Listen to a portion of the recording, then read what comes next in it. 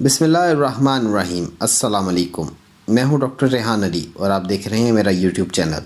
اب تک کی گفتگو سے ایک بات واضح ہو گئی ہے کہ عملیات کی دنیا میں جو لوگ بدی اور شیطانیت کی علامت بن کر بیٹھے ہوئے ہیں وہ اپنی منفی قوتوں کو فروغ دے کر جمع کرتے ہیں، اور جو لوگ قرآنی عملیات اور اچھائی کے علمبردار ہیں وہ اپنی مثبت قوتوں کو فروغ دے کر ان کو متذکر کرتے ہیں، یعنی کہ جمع کرتے ہیں، اور ان کے ذریعے اللہ کی مخلوق کی خدمت کرتے ہیں۔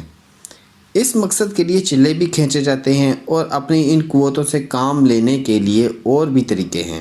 ایک بات پر غور کریں، اس دور میں منفی قوتوں نے انسان کے دل و دماغ پر غلبہ حاصل کر رکھا ہے، جس کے نتیجے میں انسان بڑی آسانی سے بدی کی طرف راغب ہو جاتا ہے۔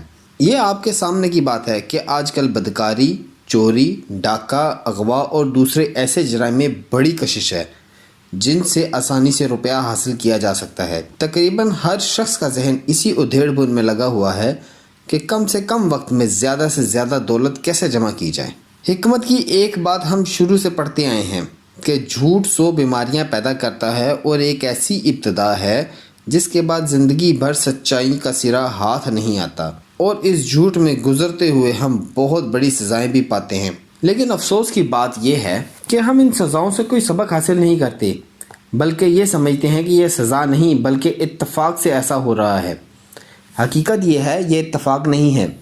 روحانی بصارت رکھنے والے روحانی طور پر اس کا مشاہدہ کر سکتے ہیں۔ امریکہ اور مغرب کے دوسرے ممالک میں جھوٹ پکڑنے والا ایک آلہ لائے ڈیٹیکٹر ایجاد کیا گیا، جس کی بنیاد اس اصول پر ہے کہ جھوٹ بولتے وقت انسان کے اندر ایک جھٹکا پڑتا ہے جس کو وہ مشین ریکارڈ کر لیتی ہے، اور اس سے پتہ چل جاتا ہے کہ یہ شخص جھوٹ بول رہا ہے۔ ذرا غور کریں، یہ جھٹکا انسان کو کس قدر پیچھے لے جاتا ہے۔ اس کا اندازہ اس بات سے لگائیں کہ دن رات عبادتیں کرنے والے کی ریاضت ایک جھوٹ سے آنے واحد میں برباد ہو جاتی ہے، اور جھوٹ کا یہ جھٹکا اس قدر شدید ہوتا ہے کہ عبادت گزار کے اندر جمع تمام مثبت قوتوں کو منتشر کر دیتا ہے۔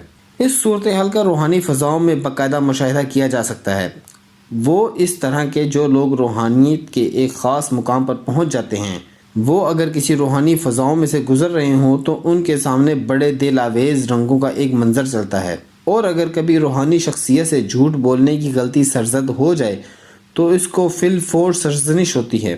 اسی طرح ہر شخص کے گرد مقناطیسی لہروں کا ایک حالہ سا بنا ہوا ہے جس میں اس فرد کی سوچ کے مختلف اور متعدد رنگ نظر آتے ہیں۔ روحانی نظر رکھنے والا دوسرے شخص کے اس مقناطیسی حالے کو آسانی سے دیکھ سکتا ہے۔ اگر یہ شخص جھوٹ بول رہا ہو تو روحانی بصارت رکھنے والے کو علم ہو جاتا ہے، کیونکہ جھوٹ بولتے وقت مقناطیسی حالے میں بدصورت اور بھدے رنگ چلنے شروع ہو جاتے ہیں۔ اگر وہ شخص سچ بول رہا ہو تو اس کے مقناطیسی حالے میں دلکش رنگوں کی ایک کوز قزح سجتی ہے اور اس کے چہرے پر رونق ہوتی ہے۔ اکثر لوگ کہتے ہیں کہ وہ دن رات عبادت کرتے ہیں، ورد وظیفے کرتے ہیں اور چلے بھی کھینچتے ہیں، لیکن ان کا کوئی فائدہ نہیں ہوتا۔ ان کی ناکامی کی وجہ یہ ہوتی ہے کہ ان کی ذات کے اندر صرف جھوٹ کے جھٹکے ہی نہیں پڑتے بلکہ کئی اور برائیوں کے جھٹکے بھی پڑتے ہیں۔ ان چلہ کشیوں میں کامیاب ہونے کے لیے ضروری ہے کہ آپ سب سے پہلے اپنا تزکیہ نفس کریں، یعنی اپنے باطن اور ظاہر کا فاصلہ ختم کریں اور جھوٹ سے دامن کش ہو جائیں، ورنہ یہ چیز آپ کو گہرائیوں سے بگاڑنا شروع کرے گی اور آپ اتنے نامقبول بن جائیں گے کہ لوگ آپ کو اپنے پاس بٹھانا بھی پسند نہیں کریں گے۔ یہ درست ہے کہ جھوٹ کی نوعیت مختلف ہوتی ہے اور بعض جھوٹ دوسروں کو زیادہ نقصان نہیں پہنچا سکتے، لیکن بعض جھوٹ بہت زیادہ نقصان کرتے ہیں، اور بسا اوقات تو یوں بھی ہوتا ہے ایک جھوٹ پورے خاندان کی تباہی کا باعث بن جاتا ہے۔ پھر جھوٹ کے جھٹکوں کا سلسلہ زلزلے کی طرح چلتا ہے۔ زلزلے کے ان جھٹکوں سے آپ کے اندر جو تبدیلیاں رونما ہوتی ہیں، آپ اسے صرف نظر انداز نہیں کر سکتے بلکہ انہیں تو اپنے آپ سے بھی نہیں چھپا سکتے۔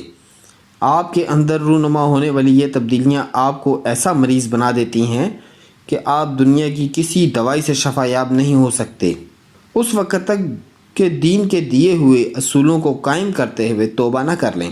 ان جھٹکوں سے بچنے کا صرف ایک ہی طریقہ ہے کہ آپ ایک روز اچانک حتمی فیصلہ کر لیں کہ جو ہو چکا وہ ہو چکا، اسے دہرایا نہیں جائے گا۔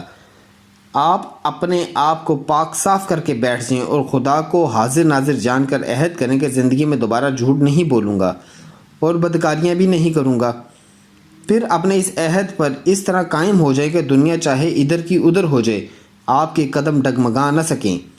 یہ عمل ساری چیزوں کا کفارہ ہے جو آپ اب تک کرتے رہے ہیں اور جن اعمال نے آپ کی شخصیت پر منفی اثرات مرتب کیے ہوئے ہیں۔ آپ کو کافی مدت تک اس عہد پر عمل پیرا ہونا پڑے گا تاکہ آپ اپنی اس معصومیت کی طرف لوٹ سکیں جو آپ کی اصل ہے اور جہاں سے آپ نے زندگی کی ابتدا کی تھی۔ آپ نے اکثر ایک دلچسپ مشاہدہ کیا ہوگا، ایک 6 ماہ یا سال 2 سال کا معصوم بچہ جو ابھی جھوٹ اور دھوکے فریب سے یکسر محفوظ ہے، پورے گھر کی توجہ کا مرکز بن جاتا ہے۔ گھر میں ہر چیز اس کے گرد گردش کرتی ہے اور اس طرف بھاگتی دوڑتی ہے۔ وہ کمسن بچہ اپنی ذات کے اندر اتنی طاقت رکھتا ہے کہ ایک 70 سالہ بابے کو بھی اپنی سطح پر لے آتا ہے۔ وہ بابا بھی اس بچے سے اس کی زبان میں بات کرتا ہے۔ اس کی ماں کو بھی پتہ چل جاتا ہے کہ اب اس کی کون سی ضرورت پوری کرنی ہے، حالانکہ وہ بچہ اپنی زبان سے مانگ بھی نہیں سکتا۔ سارا گھر اس کے ملازمین کی طرح ہوتا ہے۔ غور سے دیکھیں تو ایسا لگتا ہے جیسے وہ بچہ ایک بادشاہ ہے اور ہم اس کے ارد گرد درباری مسخرے ہیں۔ ہر کوئی اس بچے کی صرف ایک مسکراہٹ کے لیے پوری شخصیت کو بگاڑ کر مضحکہ خیز حرکتیں کرتے ہیں۔ اس بچے کو کون سی طاقت حاصل ہے؟ یہ سچائی کی طاقت ہے جو اس کی ذات میں متذکر ہے اور ہر چیز کو اپنی طرف کھینچ لیتی ہے۔ یہ معصومیت کیا ہے؟ یہ اس کی ذات کی سچائی ہے۔ یہ کیفیت اگر بچپن سے نکل کر ساری زندگی پر محیط ہو جائے تو ہر چیز اس کے گرد گردش کرتی ہے اور ان کی طرف دوڑتی آتی ہے۔ میں نے ایسے لوگوں کو دیکھا ہے جن کے اندر کشش کی طاقت پیدا ہو جاتی ہے۔ بڑے سے بڑا انسان بھی جب ان کے سامنے جاتا ہے تو یوں گم ہو جاتا ہے کہ اسے خود بھی سمجھ نہیں آتی۔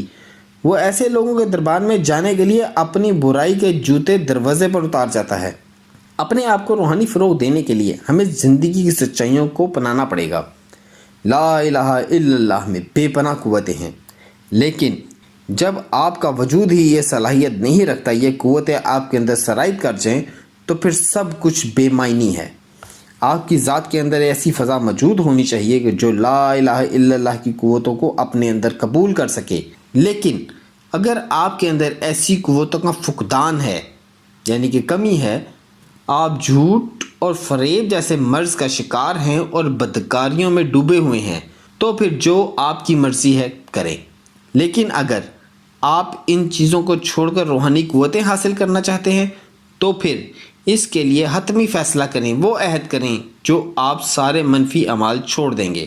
اس کے لیے زیادہ سوچنے کی ضرورت نہیں، بلکہ یہ کام جلد از جلد کریں، کیونکہ آپ کو اپنے اگلے سانس کا بھی بھروسہ نہیں۔ کوئی خبر نہیں کس وقت یہ تار نفس ٹوٹ جائے۔ آپ کی موجودہ زندگی اور آئندہ زندگی میں محض ایک سانس کا ہی تو فاصلہ ہے۔ اگر آپ اپنے عہد میں سرخرو ہو جائیں تو پھر آپ کی وہ زندگی شروع ہوتی ہے جسے ہم روحانی زندگی کہتے ہیں، جسے تزکیہ نفس کہتے ہیں اور جسے ہم اندر کی معصومیت اور سچائی کہتے ہیں۔ دعاؤں میں یاد رکھیں۔ اللہ حافظ۔